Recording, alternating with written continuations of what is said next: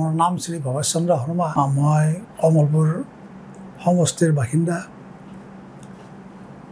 মই যোৱা 2 মাহৰ ভিতৰত মানে মাঘ বিহু আৰু মাঘ বিহুৰ পিছৰ পৰা মোৰ স্বাস্থ্যৰ অৱনতি হৈছিল। তেতিয়া মই চাৰিআলিৰ ডক্টৰ, তাৰপিছত ৰিলেটিং টু আমাৰ ৰুবুল শৰ্মাই মোক লগাই দিলে ছাৰৰ, দিগ্বিজয় শৰ্মা ছাৰ আৰু লগতে এজন আছে কল দাস। এই গোটেই টিমটোৱে মোক সাহস দিলে যে ট্ৰিটমেণ্ট কৰিব লাগে, ভাল হৈ যাব, চিন্তা কৰিব নালাগে।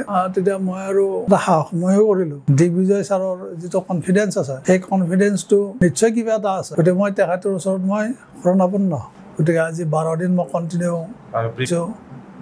ট্ৰিটমেণ্টত সহযোগ কৰা যিবিলাক সহযোগী আছে তেখেতসকলৰ সম্পূৰ্ণ সহযোগ পাইছোঁ মই। বিশেষকৈ ওপৰ লেভেলত যিমান ভাল ডাঙৰ ডাক্তৰ আছে, তলৰ লেভেলটো সেনেকুৱা ভালকৈ কাম কৰা মানুহ আছে। এই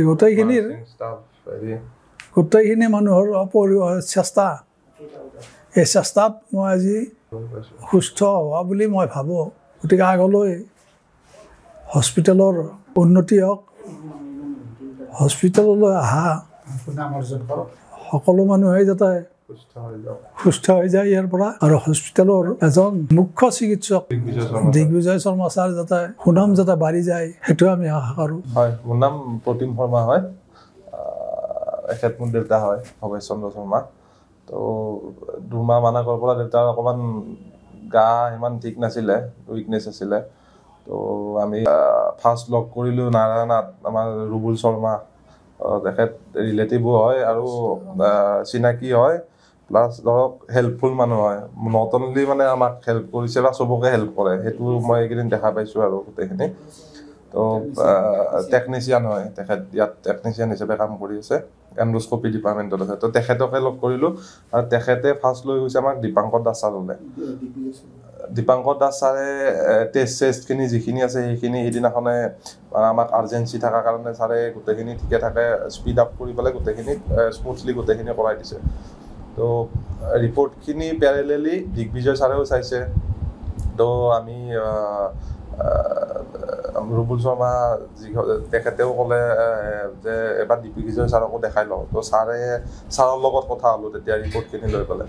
তো ছাৰে দিহা পৰামৰ্শখিনি আমাক দিলে, সেই হিচাপত সাহসো দিলে, যথেষ্টখিনি সাহস দিছে।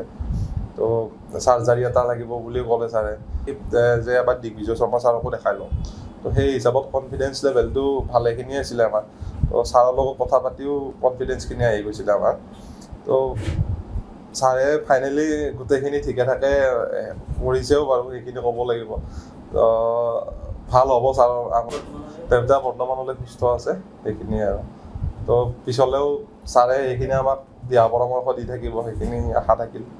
হস্পিটেলৰ কৰ্তৃপক্ষও বহুখিনি ভাল, nursing staff is very good, গোটেইখিনি ভালে পাইছোঁ, ছিকিউৰিটি ভাল, গোটেইখিনি ভাল পাইছোঁ।